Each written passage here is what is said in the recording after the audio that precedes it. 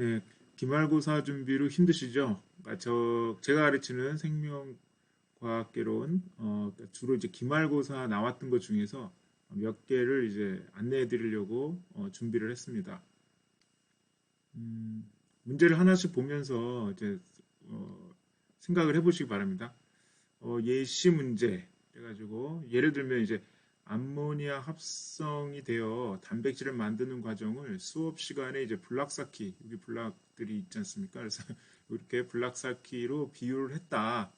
그래서 이게 이제 작은 게 이렇게 쌓여가지고 커지는 거를 이제 그런 식으로 이제 표현을 했었다라는 것이고요. 그렇다면 블록 쌓기와 유사한 점이 있기 때문에 비유가 가능하였을 것이다.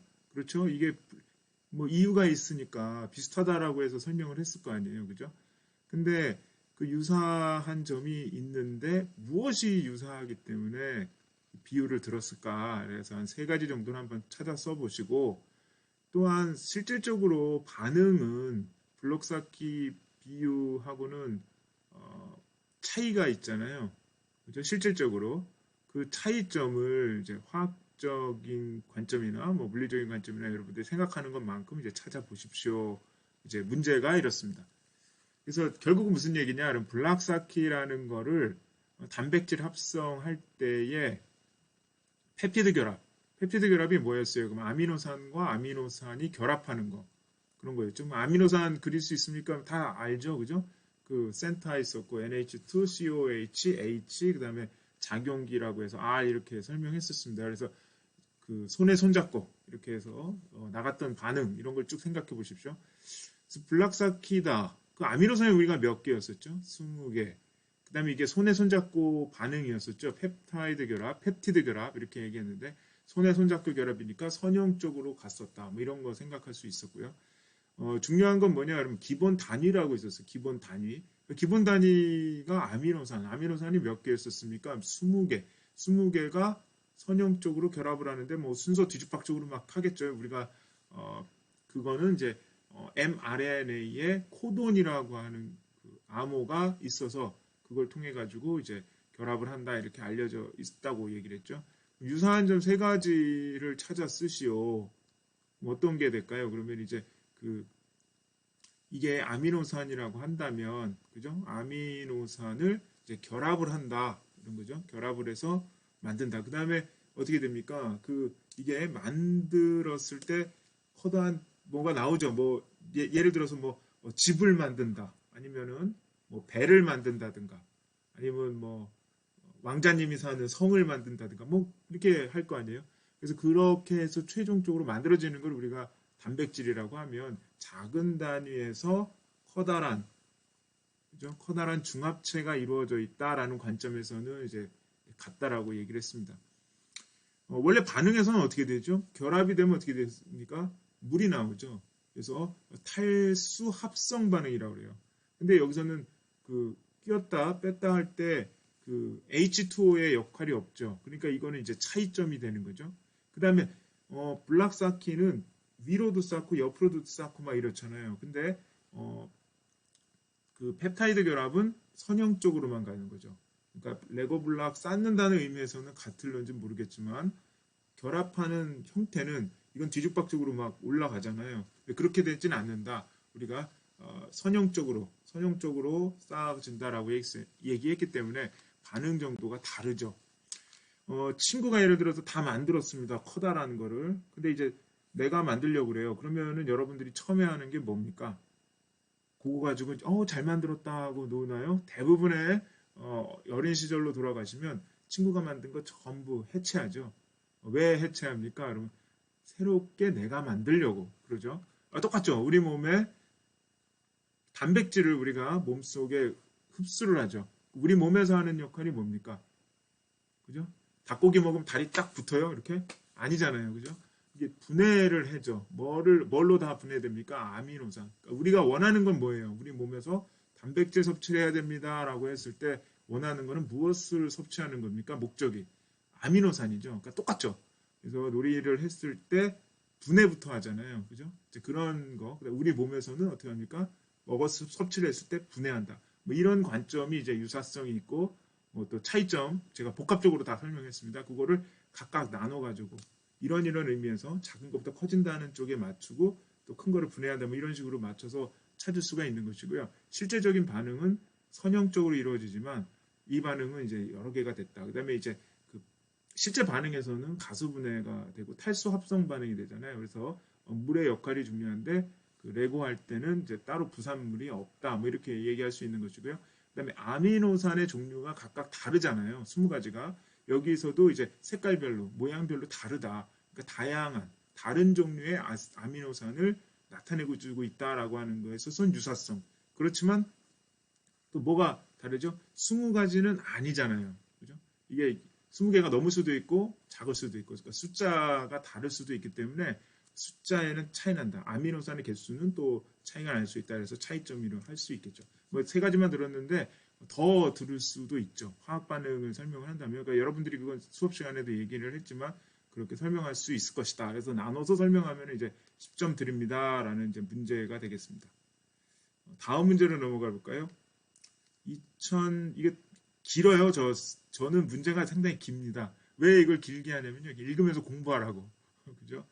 2018년과 19년도 중국 과학자들에게 중국에 나왔으니까 정치적으로 좀 문제가 될 수도 있겠지만 중국 과학자들에 의해서 복제 원숭이가 태어났다는 뉴스가 있었습니다. 원래 이것도 되게 컸던 게 뭐냐면 원숭이가 복제되는 경우가 알려지지 않았다가 이게 나온 거죠. 복제 기술은 97년도 그죠? 돌리 양의 복제 사용된 동일한 방법을 사용하였다고 알려져 있다. 이거는 뭐예요? 난자가 있었고요. 그 다음에 체세포가 있었죠. 체세포의 핵과 난자의 핵을 바꾸는 거를 뭐라고 그랬습니까? 핵치환 기술. 그래서 핵치환 기술이 되고 전기적 충격에 의해서 그 분열을 시켜서 핵 분열을 그 세포 분열을 시켜가지고 어느 정도 배반포 단계가 됐을 때 착상을 해서 대리모를 통해서 생산을 하는 그래서 그게 이제 같은 기술을 사용을 했다라는 거고요. 2018년도 보도된 원숭이 복제는 똑같은 거예요. 배아가 핵치환된 배아가 몇 개 사용됐습니까? 109개. 그다음에 대리모 원숭이의 숫자는 21마리가 사용이 됐는데 그 중에서 성공적으로 태어난 게 2마리가 태어났다.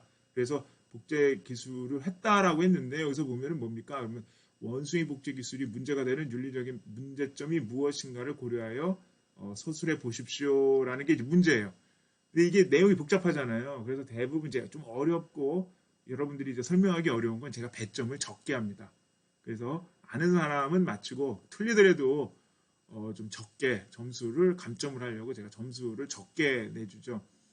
그러니까 문제의 배점을 중시해서 시험 보라 그러는 뜻이고요. 한두 자 쓰는 게 아니라 우리가 좀 길게 좀 써라. 몇 가지 핵심어를 사용을 해서 그래서 100자 이상을 써라. 뭐 뒷장을 쓰면 됩니다. 이렇게 얘기 나오는데 우리가 만약에 온라인으로 시험을 보게 되시면 뭐 무한정으로 여러분들 쓰고 싶으면 쓰시면 될 것 같아요. 근데 뭐 그 종이가 이거는 답안지가 제공이 됐을 때 뒷장을 쓰라는 얘기고요. 우리가 만약에 온라인으로 시험을 보게 된다라고 그러면 그냥 여러분들이 준비했던 A4 용지에다가 작성하시면 돼요. 가능하면 이제 앞장에다 작성하시고 사진 찍어서 올리시면 되는 것 같고요. 그래서 아무튼 이와 또 요건 이제 요걸 설명하기 위해서 잠깐 배경 설명으로 나온 것 같아요. 이와는 별도로 이거 마크로 하는 게 좀 더 나을 것 같네요. 배아 줄기세포가 한창이던 그래서 여기서 핵심어는 뭐냐면 배아가 이렇게 들었고 그 다음에 21마리의 대리모가 실시되어 있는데 2마리가 성공했다 이런 뜻이고요. 배아 줄기세포가 한창이던 2000년 당시에 이거 원숭이 복제를 시도하려고 했는데 몇 개를 사용했습니까? 어마어마하죠. 난자를 15,000개 사용했다. 성공하지 못했다는 보도도 있었다. 이건 이제 힌트로 주려고 그러는 거죠. 그러니까 여기서 배아 줄기세포가 아니라 배아가 들어가는 거죠. 배아. 이게 왜냐면 복제 기술에서 사용하는 배아라는 건 뭐예요? 난자가 들어가는 거죠. 그래서 이건 뭐하고 연관됩니까? 그러면은 윤리적인 문제. 왜 난자를 사용한다라는 거에서 이제 되는데 성공률이 어마어마하게 낮죠. 그러니까 예를 들어서 이제 10,000개 썼는데 100개가 핵치환이 성공하고 그죠? 그 중에 2마리가 된다. 그럼 실제적으로 보면은 10,000분의 1, 10,000분의 2잖아요. 그럼 이제 어마어마한 난자가 채취돼야 되고, 이거는 굉장히 어렵다라는 얘기를 이제 윤리적인 문제에서 이제 접근한 거죠. 그러니까 생명을 다루는 거에서의 문제점을 나타냈는데, 그걸 이제 서술해 보시오라고 얘기를 한 거죠. 그럼 이제 여러분들이 이제 쭉 설명을 할 때 생명과 관련된 거, 그다음에 난자의 숫자가 너무 많이 사용되어져 가는 거, 이런 것들을 이제 쭉 설명을 하면 될 것 같아요. 그래서 복제 기술과 어떻게 보면 인간의 복제 이것까지 연관시켜가지고 간단하게 서술을 하면 점수를 이제 다 드리는 그런 식으로 된 문제가 되겠습니다. 그 다음에 이제 서술형 예시를 볼까요? 요거 썼는데 요거 맞춘 사람이 거의 없었어요. 제가 원했던 거 맞춘 사람이 있긴 있습니다. 축구 선수로 유명한 우리 손흥민 선수가 유럽에서 축구 경기할 때, 그죠? 영국에서 열심히 이제 축구할 때 독일 팬들이 집중적인 응원합니다. 우리가 독일과 축구에서 이겼을 때 손흥민 선수가 했을 때도 독일 팬들이 손흥민 선수를 야유하지 못했어요. 왜냐하면 독일에서 손흥민 선수가 축구 선수 생활을 많이 해서 독일에 있는 사람들이 많이 안다는 얘기죠. 우리 손흥민 선수를.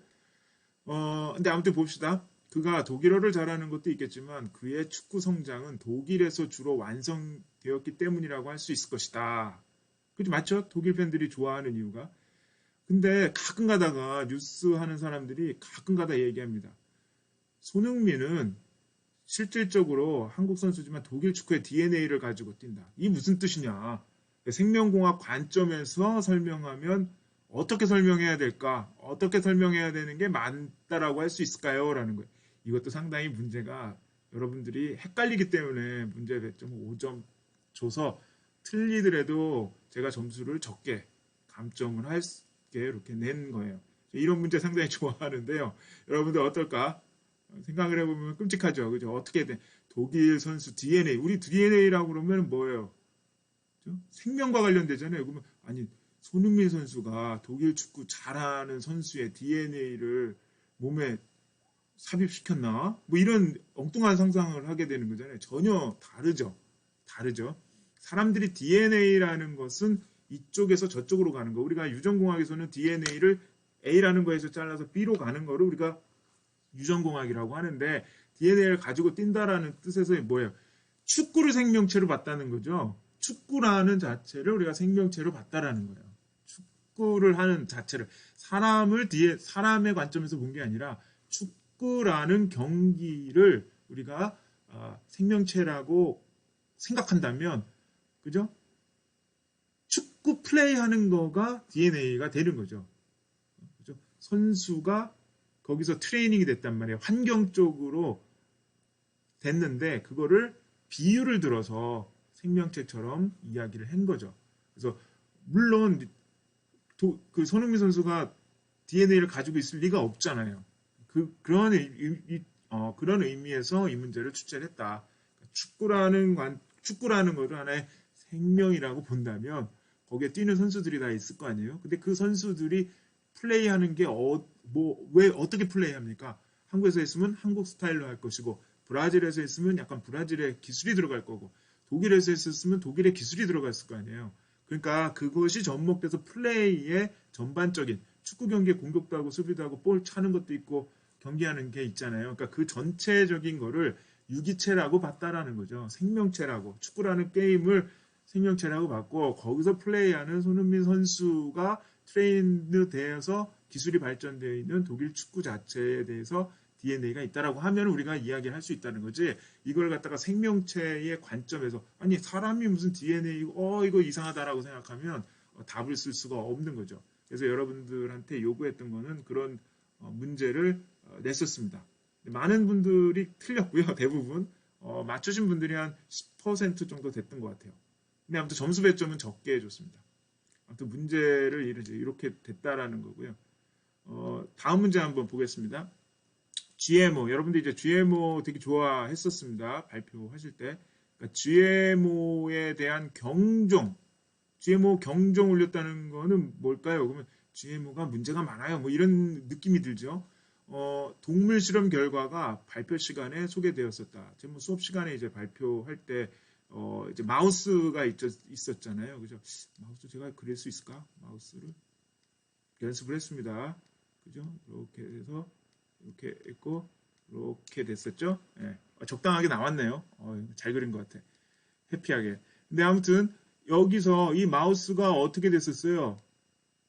난리가 났죠. 난리가 났죠. 뭘 때문에? GMO 때문에 난리가 났었어요. 그러니까 GMO로 만들어진 옥수수를 먹고서 며칠 지났더니만 피부에서 이상한 게 막 나와가지고 이 쥐가 슈퍼 쥐가 되고 난리가 났었죠. 그래서 그러한 게 이제 발표되었던 게 있었다는 거죠. 근데 최근에 그 실험에 대한 오류 틀렸다는 거예요. 틀렸다는 뉴스가 아래와 같이 나왔는데 이거를 주장한 사람은 어떤 입장이냐는 거죠. GMO에서 찬성이냐 반대이냐. 경종을 올렸는데 다음과 같이 이게 실험이요.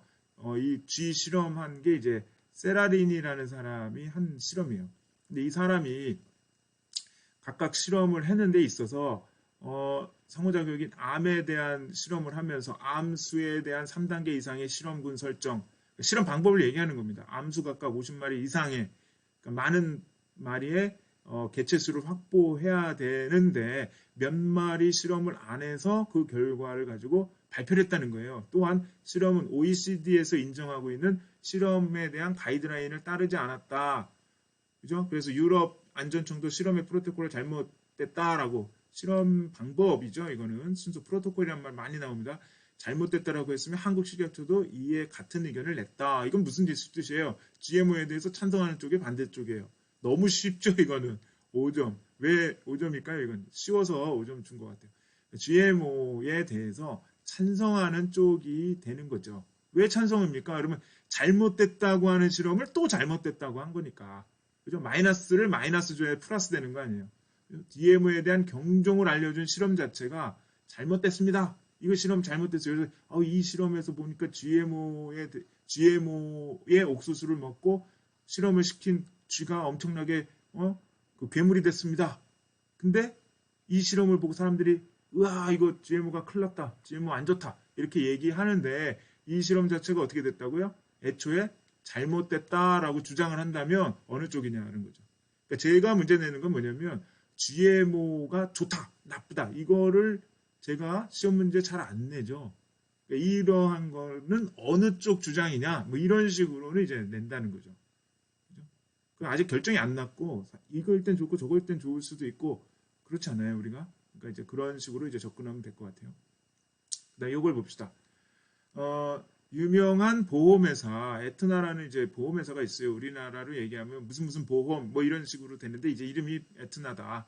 근데 거기서 이제 연구진이 있는데 연구진이 그 보면은 쌍둥이 5만 6천 쌍 그다음에 형제자매 와, 되게 많죠? 72만 4천 쌍으로 구성되어 있는 모집단을 바탕으로 여러 종류의 질병 사례를 연구하였고 이 방대하게 연구한 결과는 2019년 1월에 굉장히 유명하죠? 탑 오브 탑 저널 네이처지에 발표되었다. 이 연구의 목적과 결과들은 어떤 것들이 포함되어 있을까 예측하여 아는 대로 쓰시오. 어떤 거예요, 이게?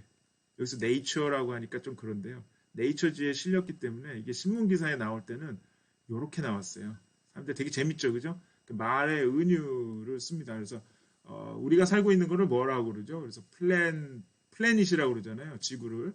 근데 예전에 반기문 사무총장님 하실 때, 유엔 사무총장님 하실 때 그때 뭐라고 그랬습니까? 그러면 이제 우리는 지구를 잘 해야 된다. 왜?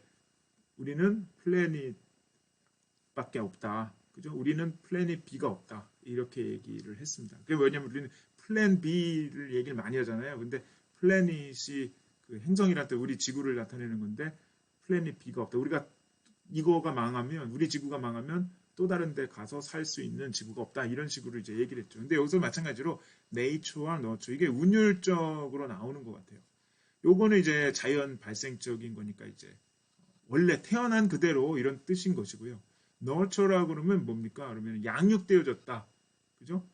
베이비가 태어났을 때 우유 주고 키우고 엄마가 젖을 먹여서 키우고 이런 거 너처라고 그러잖아요. 그죠?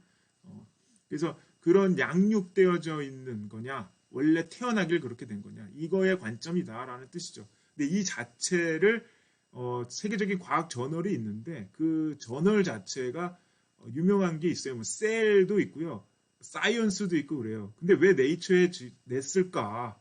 이 사람네들 연구진이 다른 데도 그죠? 이게 미국 회사거든요. 네이처는 영국 쪽이에요. 사이언스는 미국 쪽인데 근데 왜 네이처에 냈을까? 그러니까 이런 의미가 있지 않을까 이런 생각이 들더라고요.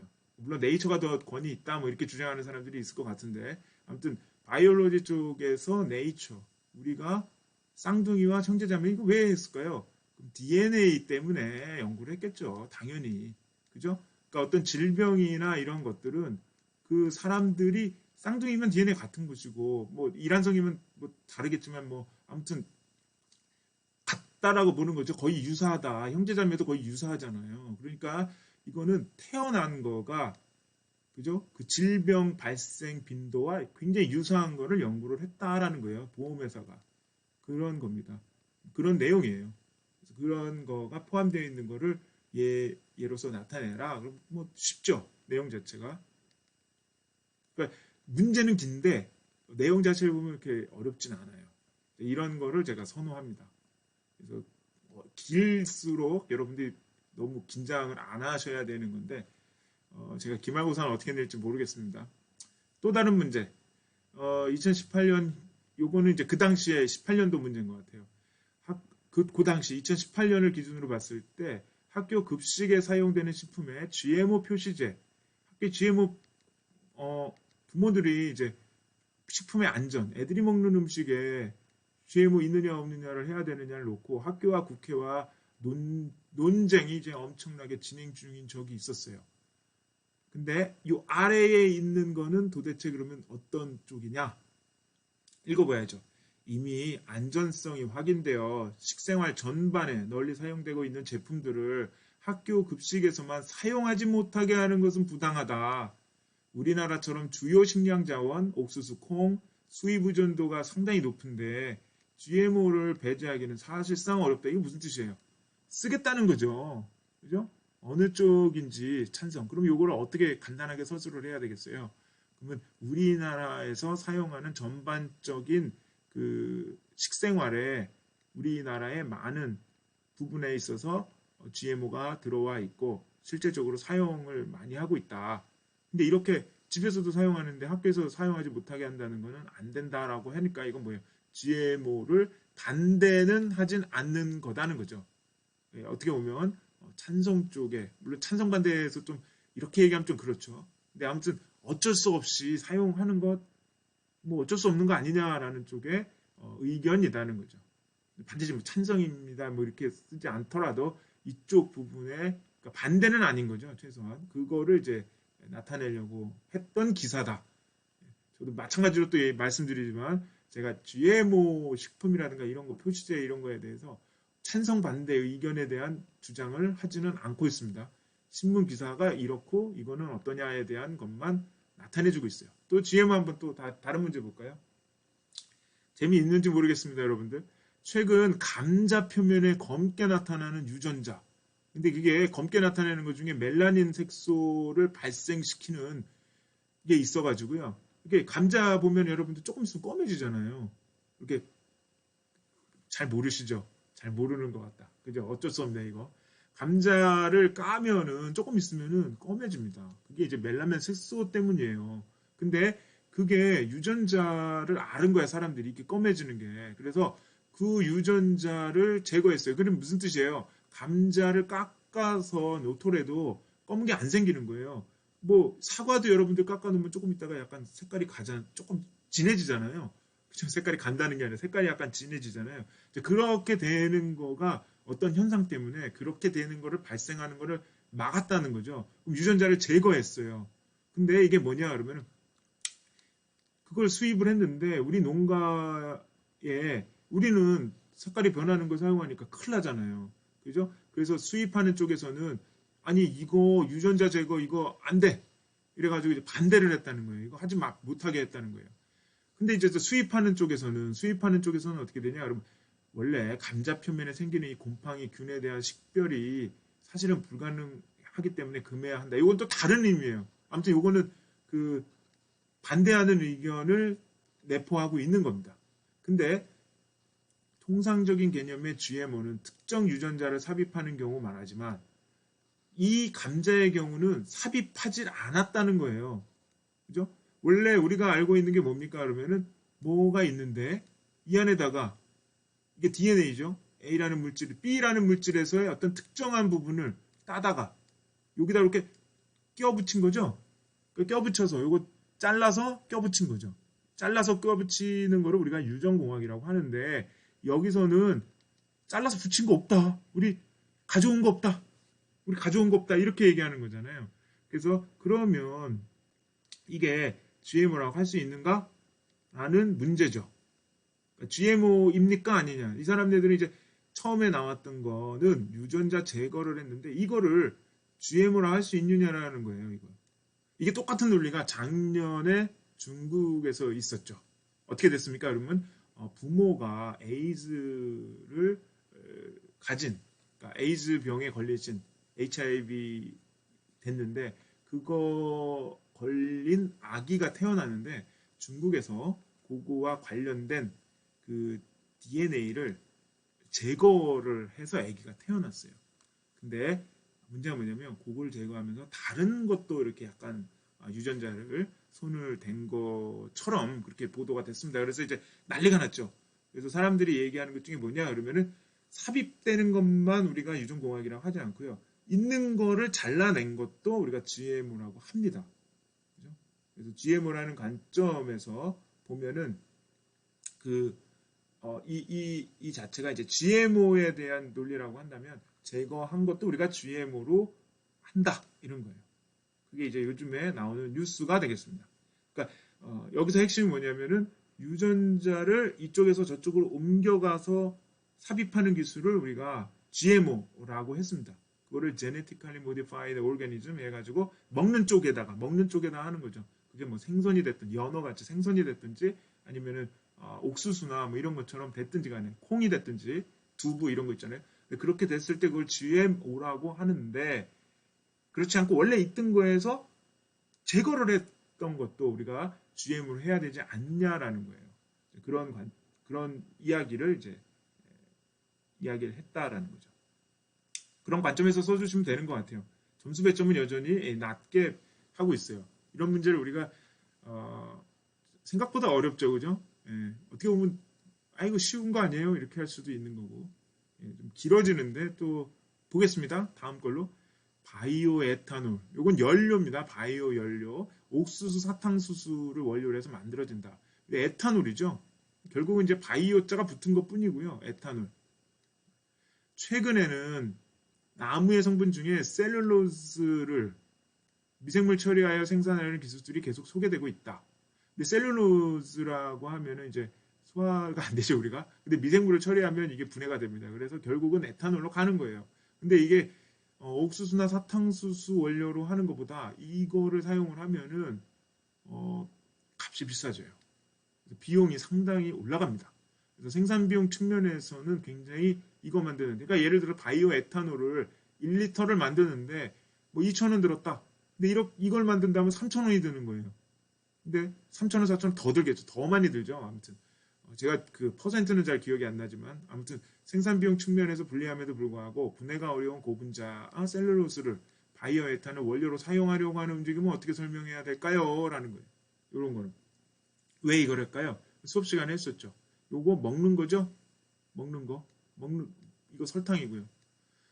아프리카나 이런 나라에 그 식량 부족으로 죽어가는 사람이 있다는 거예요.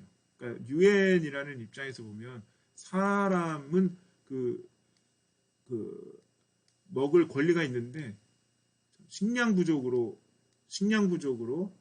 힘들어하는 데가 있는데 우리는 연료를 만들어 쓰겠다는 거예요. 아니면 이거를 자동차에다 넣기도 합니다. 게솔린이 뭐예요? 휘발유죠. 휘발유하고 에탄올 섞어서 사용하는 거가 좀 있어요. 그래서 섞어서 쓰기도 하고요. 그러니까 미국에서는 많이 되는 것 같고 우리나라는 좀 없죠. 바이오 디젤을 우리나라 쓰고 있습니다. 모든 자동차에 집어넣는 디젤에는 한 2.2%인가요? 그 바이오 디젤이 포함되어 있습니다. 아무튼 유엔의 관점에서 옥수수는 식량인데 이거를 자동차에 넣어서 가야 되냐 이상하다 이런 뜻이겠죠.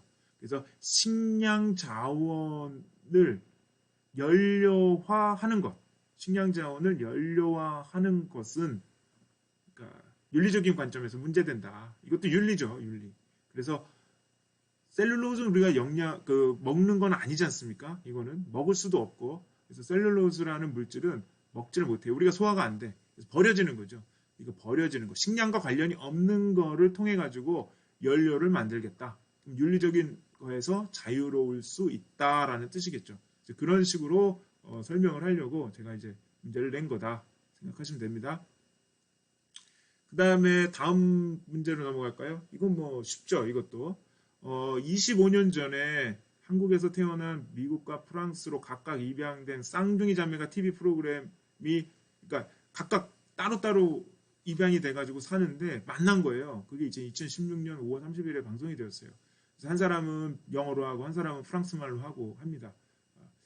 그 SNS를 통해서 막 찾다가 친구가 소개해, 야, 너랑 너무 비슷한 친구가 이 나라에 있다라고 뭐 알려준 거겠죠. 그래가지고, 보니까 진짜 비슷해. 똑같아. 그래가지고 이제 25년이라는 세월이 지났지만, SNS를 보고 느낌이 딱 온 거예요. 너무나 똑같아. 그래가지고 두 사람이 소개해가지고 만난 거예요.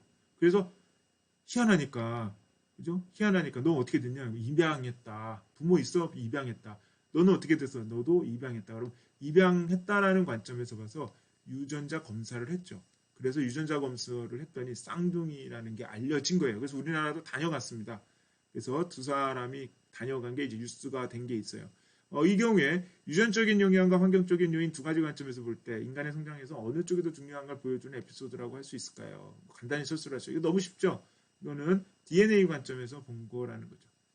만약에 다른 뉴스를 했다라고 하면 어떻게 될까요? 쌍둥이로, 일란성 쌍둥이로 자란 두 사람이 있는데, 한 사람은 이제 흡연 습관이 있었고, 한 사람은 이제 운동도 하고, 흡연 습관이 없어요. 그 다음에 이제 이 사람은 또 마약도 했어. 그래가지고 나이가 이제 50이 됐는데, 사진이 딱 나왔어. 근데 이 사람은 그냥 젊어 보여요. 40대, 50대. 근데 이 사람은 예를 들어서 마약이나 아니면 이제 흡연을 했던 사람은 어떻게 됐느냐? 그럼 나이가 되게 많이 들어 보여요. 60, 70 이렇게 보인단 말이에요. 그럼 이거를 뭐라고 설명할 거예요? 그러면 그 에피소드는 뭐의 관점인가요? 라고 하면은 뭐예요? DNA 쪽이에요? 환경 쪽이에요? 똑같은 DNA를 가지고 있는 사람의 다른 환경에서 그죠? 외모가 달라지고 그 노화의 진행이 다르게 진행됐다. 뭐 이런 관점에서 본다. 이런 거죠. 요거는 뭐예요? 생김새가 똑같아서 찾을 수 있었으니까 유전적인 영향을 좀 더 관심 있게 보는 그런 뉴스였다. 이렇게 서술을 하시면은 되는 거죠. 이렇게 해가지고 이제 몇 가지를 쭉 살펴봤습니다. 재밌는 시간이 되셨으면 좋겠습니다. 네.